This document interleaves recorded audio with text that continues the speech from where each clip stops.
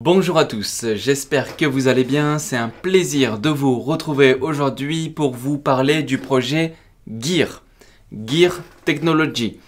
Gear Technologies, c'est une plateforme de smart contract. Donc c'est un projet qui va ressembler beaucoup à Moonbeam, à Astar et à d'autres plateformes de smart contract qui existent.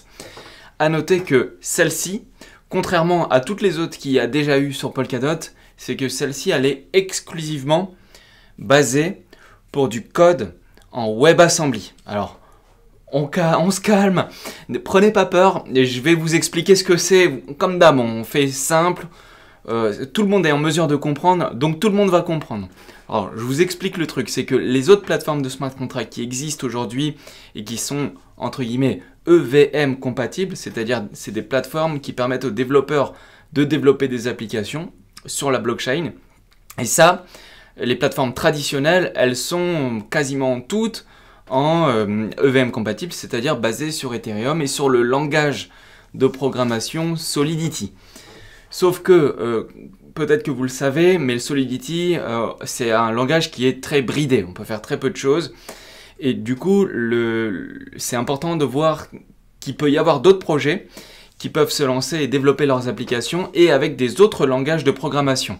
Et ça, sur Polkadot, ça va être possible. Alors aujourd'hui, les projets ils codent sur des blockchains, directement sur des blockchains type Parachain, et eux ils codent en Substrate, avec un langage à base de Rust, malin. Et d'autres projets peuvent aller sur Astar ou sur Moonbeam ou sur Akala pour coder avec le Solidity, langage de programmation Ethereum. Ok, ça c'est ce qui se passe, on a les deux côtés. Là avec Gear Technology, on a un nouveau projet qui propose aux développeurs, à tout type de développeurs, qui maîtrisent un des langages de programmation compatibles au WebAssembly, de pouvoir développer une application sur la blockchain. Et ça, les applications qui sont développables, elles sont déjà connues en fait. Le langage, les applications peuvent être déjà codées par tous les développeurs qui codent actuellement sur le Web 2. Pourquoi? Parce que là, on a une plateforme de smart contract qui va être directement compatible avec des langages que plein de gens connaissent. Donc ça veut dire que potentiellement, s'il y a des développeurs qui écoutent ça, en fait, peut-être que vous savez déjà faire un projet sur la blockchain grâce à Gear Technology, grâce au langage WebAssembly que vous connaissez déjà. Je vous les listerai après. Peut-être que vous savez déjà le faire et que grâce à ce projet-là, vous allez pouvoir le faire. Donc je vous montre tout ça. Pour nous, communauté, qui sommes juste utilisateurs des projets crypto, pour nous, il y a moins d'utilisation. Mais c'est intéressant de comprendre pourquoi c'est intéressant pour savoir si un projet de ce type-là peut avoir du potentiel. Je pense que c'est le cas. Donc là, on va voir pour Gear Technology comment ils vont s'y prendre, qu'est-ce que c'est, comment ils le font et qu'est-ce qui pourrait venir par-dessus derrière. Donc pour ça, je vous emmène sur mon PC. J'ai fait un article, un excellent article sur polkafrance.fr. Lien, comme d'hab, dans la description si vous voulez aller le voir. L'article complet sur Gear Technology. Donc je vous dis, grosso modo, qui est Gear Technology. Je vous parle de la team. Je vous parle de comment ils ont prévu de faire leur projet. Et malheureusement, au moment où je fais la vidéo, le tokenomics, le token metrics n'a pas encore été publié. Donc je ne pourrais pas vous parler des tokens. Donc je le ferai à l'issue d'une autre vidéo plus tard. Mais au moins, à l'issue de cette vidéo, vous saurez ce que c'est le projet en détail. Et est-ce que c'est un projet sérieux, avec quel team derrière, etc. Donc alors, comme je vous l'ai dit, qu'est-ce que c'est? C'est un moteur de création de smart contract. Ça veut dire que un développeur peut venir poser son code et créer une application sur la blockchain en l'occurrence qui s'appelle Gear Technology. Sauf que, comme je vous l'ai dit avant, la différence entre les autres plateformes de smart contract et celle-ci, c'est que celle-ci, elle est compatible directement avec le langage en WebAssembly, ce qu'on appelle le WASM. Alors, qu'est-ce que c'est le WASM, langage WebAssembly? Le WASM, c'est l'abréviation de WebAssembly. Donc, si on vous parle de WASM, ce n'est pas un langage, c'est un ensemble de langages. Et c'est un standard qui est utilisé pour le World Wide Web. Donc, quand on vous parle de Web 2, Web 3, Web 2, c'est ce qui se fait actuellement. Web 3, potentiellement, ça pourrait être le web utilisé avec la blockchain. Donc là, pour le World Wide Web, pour le WASM, sont inclus dans le WASM, c'est principalement du Rust et du C et du C++. Alors, il y en a plein d'autres, hein, comme par exemple le C, le Go, le Ink, Java, Lua, Python, Ruby ou Pascal. Et tout ça, tous ces codes-là, c'est des langages de bas niveau. Donc en fait, le WASM, c'est un ensemble de langages de bas niveau.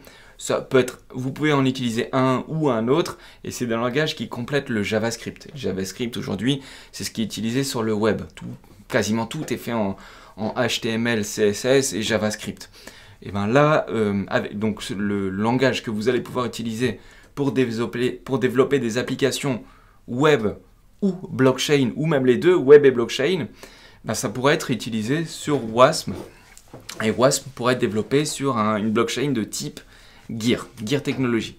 C'est pas forcément le cas de toutes les blockchains. Par exemple, Moonbeam, elle est focus uniquement sur du Solidity, Ethereum. Et elle le fait bien, donc elle fait bien son job. Après, on a des blockchains qui peuvent être hybrides, comme Astar peut faire les deux. Sauf que là, on a Moonbeam qui fait que Ethereum, on a Astar qui fait les deux, et on a Gear qui va faire que ça, supporter le langage en WASM, mais il est spécialisé dedans. Et ce projet, il propose une promesse à tous les développeurs, et ils disent que grâce à Gear Technologies, vous allez pouvoir déployer une DApp en moins de 5 minutes, et de la manière la plus simple et la plus efficace possible. Alors ça, c'est du marketing, bien sûr, hein, de dire ça, mais alors évidemment, on ne va pas coder un truc de ouf en 5 minutes, mais on peut déployer un code simple pour comprendre comment ça marche, et c'est d'ailleurs ce qu'ils font, et je vous montrerai ça après. Donc pour vous parler de la team Gear Technology, le fondateur c'est Nikolai Wolf. Nikolai Wolf, donc c'est le fondateur de Gear, et avant de créer ça, il a été core développeur chez Parity Technologies, donc chez Polkadot. Depuis le début, depuis les premiers jours où ils ont commencé à coder, il était là. Donc c'est depuis 2016 qu'il fait ça pour Polkadot, et c'est lui le pionnier des modules, hein, des palettes Parity qui sont codées pour le WASM. Donc c'est lui, il a créé ça depuis longtemps, et chez Parity et chez Polkadot, et là après il a fait son projet, et en plus de ça, on a en parallèle Gavin Wood qui dit que l'avenir des smart contracts allait en WebAssembly. Donc ça c'est Gavin Wood qui le dit, et du coup on a Gear Technology qui se focalise là-dessus. Et vous allez voir, c'est intéressant parce que des gars comme Nikolai Wolf ou comme le CTO Peter Wolinski, en fait eux ils vont dans des écoles, et ils vont apprendre aux jeunes, en leur montrant aux jeunes étudiants comment on peut développer des applications dans la blockchain, et ils y arrivent. Ils y arrivent, et dans tous les pays du monde, hein. Ça peut être au Vietnam, en Turquie ou en Californie aux États-Unis, ils y arrivent, donc c'est possible, et donc on ouvre le champ des développeurs à une grande partie de la communauté des développeurs qui ne savaient pas que c'était possible, et qui n'ont plus besoin d'apprendre le Solidity, peuvent directement coder sur des langages qu'ils connaissent déjà, et ça fait une grande différence. Donc suite à tout ça, il a créé Gear Technology en 2021, c'était en début d'année, hein. C'était décembre 2021, donc ça fait 1 an et demi qu'ils développent, et là ils ont bien avancé, je vous parlerai de l'avancement après, mais en tout cas il a une belle expérience dans le domaine de la blockchain, il a beaucoup bossé chez Polkadot, et tout se fait autour de lui, et c'est le founder, c'est le seul unique founder, donc derrière il a des gens qui travaillent avec lui, mais c'est lui le founder. Ensuite on a Peter Wolinski. Alors là, par contre, j'ai pas réussi à avoir beaucoup d'infos. Les infos que j'ai eues, c'est qu'ils ont travaillé ensemble dans une société qui s'appelle Comindiware, à savoir qu'ils sont tous les trois d'origine russe, et que la société Gear Technology est basée dans le Delaware, aux États-Unis. Alors Delaware, hein, si les grosses boîtes aujourd'hui sont installées dans le Delaware, c'est parce qu'il y a des incidences fiscales positives. C'est que là-bas, la fiscalité est réduite. Je vous dis ça au titre de la culture générale. Donc là, ils se sont rencontrés dans une expérience antérieure qui était chez Comindiware, où là, c'était lui le founder, justement. Et donc lui, il a bossé pendant plus de 10 ans dans cette société-là.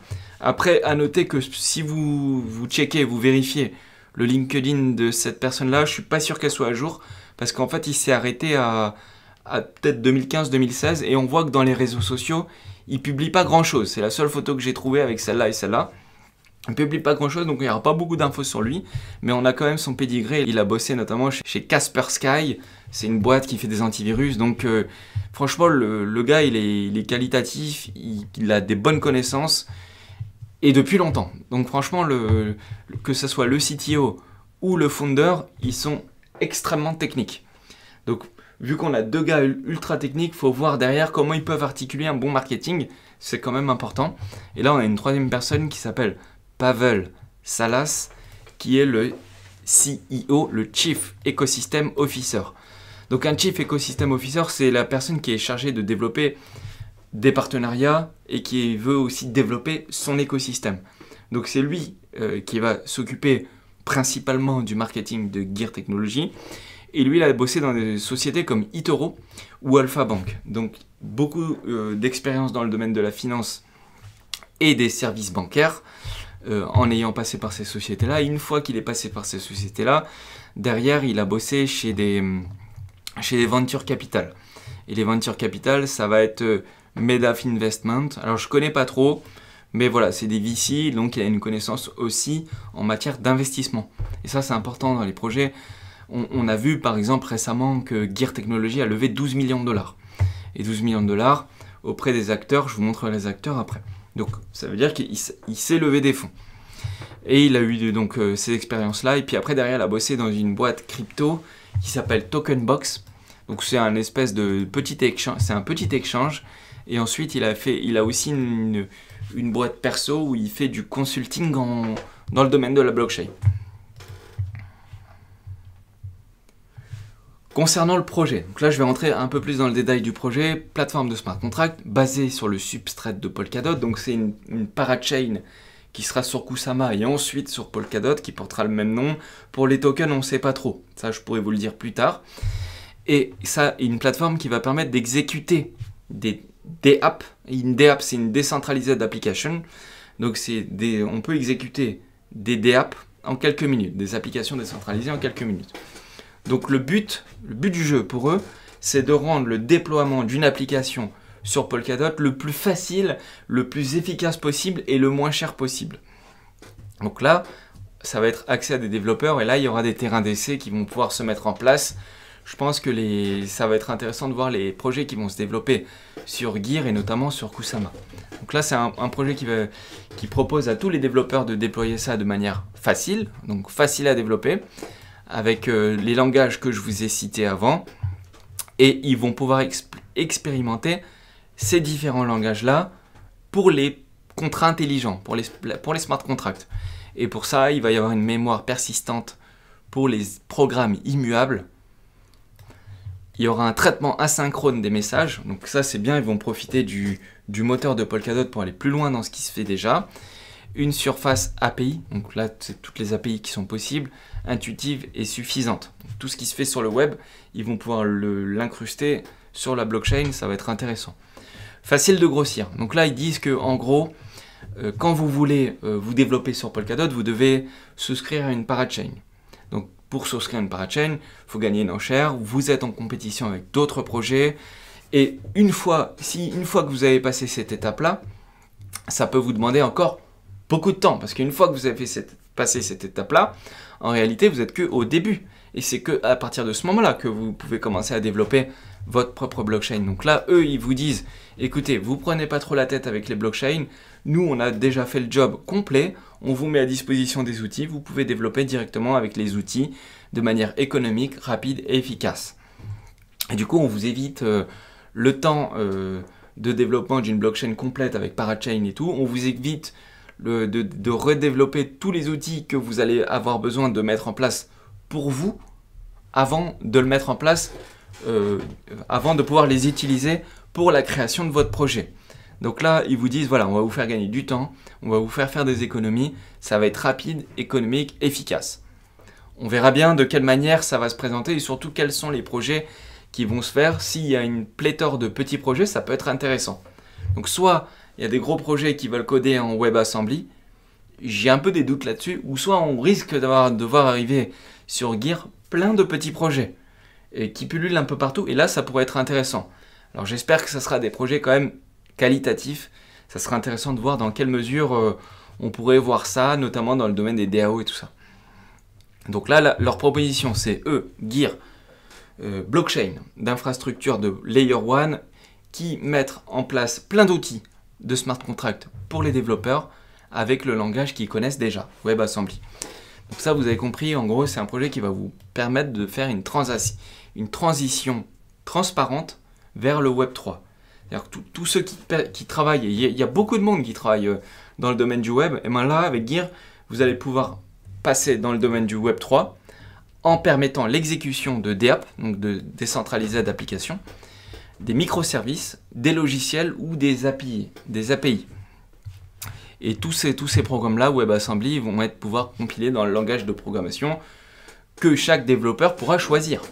Alors que là, aujourd'hui, si les développeurs veulent développer une application sur Ethereum ou en Solidity, principalement tout le monde veut utiliser Solidity, il faut apprendre le langage. Là, vous allez pouvoir directement appliquer des langages qui sont déjà connus. Donc là, en gros, Gear offre une faible barrière à l'entrée pour les développeurs novices en matière de blockchain. Donc là, on va avoir plein de nouvelles personnes qui avant n'étaient pas sur la blockchain, qui vont pouvoir potentiellement arriver sur la blockchain. Et là, du coup, on pense à qui? On pense par exemple à des acteurs du Web 2. On pourrait voir arriver des gros sites qui sont déjà connus, e-commerce ou autres, arriver sur la blockchain en développant leurs propres applications sur la blockchain. Et là, il peut y avoir des cas d'utilisation vraiment énormes, que ce soit classique, crypto classique, ou nouvelle. Et ça pourrait être intéressant. Et donc pour faire ça, on voit que leur programme de communication à Gear, on voit qu'ils s'articulent beaucoup autour de workshops. C'est-à-dire, qu'est-ce qu'ils font? Ils vont dans les universités, par exemple là en Californie, à San Diego, au Mexique, à Istanbul, au Vietnam, encore au Mexique. En gros, ils vont dans les universités, ils montrent leurs solutions, ils montrent aux étudiants qu'ils peuvent coder sur la blockchain par des programmes qu'ils ont déjà appris à l'école. Ça veut dire, vous avez appris un langage à l'école, vous avez juste à le transposer sur la blockchain et vous faites votre petite vie avec votre projet comme ça. Donc ça ouvre des possibilités, c'est très intéressant. Ensuite, pour vous parler de l'avenir des plateformes de smart contract, c'est que tout l'enjeu est potentiellement de dire aujourd'hui, les smart contracts qui sont faits sur le Solidity, ils sont faits sur des plateformes natives, etc. On pourrait voir arriver tous ces programmes-là qui ont été faits sur Solidity et des nouveaux changer avec le temps. C'est-à-dire qu'aujourd'hui, les développeurs, ils ont été contraints de développer par Solidity, qui est un langage créé par Gavin Wood et qui est un langage assez limité. Mais en fait, là, ces développeurs-là qui développent sur ces plateformes-là, c'est-à-dire que ça, c'est en ce moment, vont petit à petit être mis en concurrence avec d'autres développeurs qui vont peut-être même parfois faire la même chose, mais qui le font avec des autres langages de programmation et par des personnes qui n'auront pas eu besoin d'apprendre ça. Donc, l'enjeu, va être de dire tous ces développeurs Solidity et tout, peut-être que demain, il n'y en aura même plus besoin, puisque les programmes vont être directement compatibles avec les langages qu'ils connaissent déjà. Et pour faire ça, Gear, ils ont mis en place pas mal de modules. Alors, je vais vous en montrer quelques-uns, un ou deux, et puis après, au moins, ça vous donnera une idée. Mais de toute façon, ça, c'est juste des outils. Et normalement, nous, grand public, on n'est même pas censé voir ça. C'est pour les développeurs. Nous, on utilise la blockchain, mais on ne développe pas. Pour certains veulent le faire. Peut-être que certains le font. Mais au moins, on voit un peu comment ils gèrent leur truc. Donc, ils ont mis des modules. Finance décentralisée, DeFi, DAO, NFT, staking, wallet, explorateur de blocs, Web3 et e-commerce, et Oracle. Alors, Oracle, c'est la seule qui est encore en cours. Donc on peut aller voir par exemple dans Finance décentralisée. Là, il propose un service d'escroc. Alors un service d'escroc, c'est un service d'échange entre deux interlocuteurs, mais de manière décentralisée et de manière trustless, sans confiance. Donc en gros, c'est quoi? C'est une plateforme, comme vous voyez à l'écran, qui vous permet de acheter ou vendre quelque chose à quelqu'un, mais uniquement par un intermédiaire. Donc l'intermédiaire, là en l'occurrence, ça sera la blockchain, par un intermédiaire. Et cet intermédiaire, on le voit là, et cet intermédiaire, c'est qui? C'est un indicateur de trustless. Enfin, c'est un trustless. C'est-à-dire que l'intermédiaire, c'est personne, c'est la blockchain. Donc là, vous allez avoir un acheteur, un vendeur, un montant, et selon un scénario qui va se définir de manière programmée. Par exemple, vous achetez quelque chose, Le vendeur, lui, il vous vend quelque chose. Une fois que les deux conditions auront été réunies, bah, le smart contract va libérer le produit et pour le vendeur, bah, le smart contract va libérer la monnaie, les tokens. Et toutes les deux personnes vont recevoir leur service. Donc là, comme ça libère beaucoup de choses et on peut avoir un système d'escrow comme ça. Alors là, oui, il ne faut pas se fier à l'interface utilisateur parce que ça, c'est pour les devs. C'est pas pour le grand public ce que je suis en train de vous montrer là.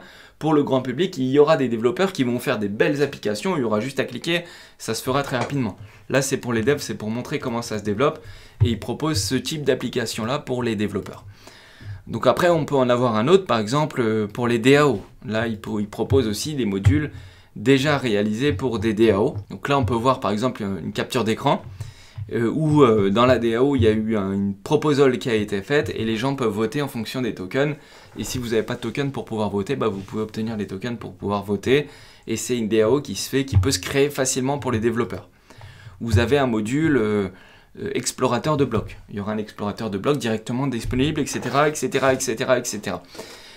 Voilà, il propose tous les outils qui sont possibles et imaginables, et en plus de ça, il donne le code. Donc le code est disponible et il pourra être utilisé par tout le monde. Et là, il propose sur leur interface de développer maintenant en 5 minutes. C'est-à-dire que là, il vous donne toute la documentation nécessaire. Comment on fait, de quelle manière, comment on fait un nœud dans le réseau, comment on interagit avec ce nœud, est-ce que quelques exemples de smart contract, etc., etc., etc. Donc c'est une bonne plateforme, pour se faire la main si vous êtes nouveau et vous voulez coder dans la blockchain, c'est parfait pour se faire la main. Et puis 2, c'est des choses qui seront directement utilisées après par les développeurs et ensuite par le grand public. Donc c'est intéressant, le projet est bien et il est soutenu par des venture capital, donc par des fonds d'investissement qui sont connus. Et surtout, ce qui est intéressant, c'est que Gavin Wood a participé à ce financement-là. Il a mis sa monnaie dedans, personnelle. Donc ça veut dire que lui-même, il croit en ce type de choses. Et ils ont levé 12 millions, là, c'était en fin 2021, encore à l'époque où le marché était dans les tops de marché. Alors, pour vous parler du token Metrix, malheureusement, au moment où je fais la vidéo, je ne peux pas vous en parler parce qu'il n'a pas encore été publié. Mais si ça sera le cas, je vous le mettrai en priorité dans l'article et peut-être que je ferai une vidéo, si ça intéresse du monde, sur le tokenomics avec plaisir. En tout cas, j'espère que ça vous a plu. Si ça vous a plu, petit pouce, ça sera avec plaisir. Comme d'hab, les vidéos de projets comme ça, c'est un boulot monstrueux. Donc si ça vous a plu, mettez le petit pouce, ça nous fera plaisir. L'article concernant le projet, il est dans la description. Si vous avez toutes les questions que vous voulez vous poser, est-ce que vous pensez que c'est l'avenir? Le développement des applications avec le langage de programmation WASP? Oui et non. Moi, j'y crois bien. Ce truc-là, je pense que je serai de la partie. En tout cas, voilà, à creuser. J'espère que la vidéo vous aura aidé à y voir un peu plus clair. Si vous êtes nouveau, vous découvrez ça et vous découvrez la chaîne, je vous propose de vous abonner et de cliquer sur la cloche. Sinon, on est dispo sur Twitter, Telegram et Discord. Le lien dans la description et Twitch aussi. Je vous dis à la prochaine. C'était cool. Ciao à tous.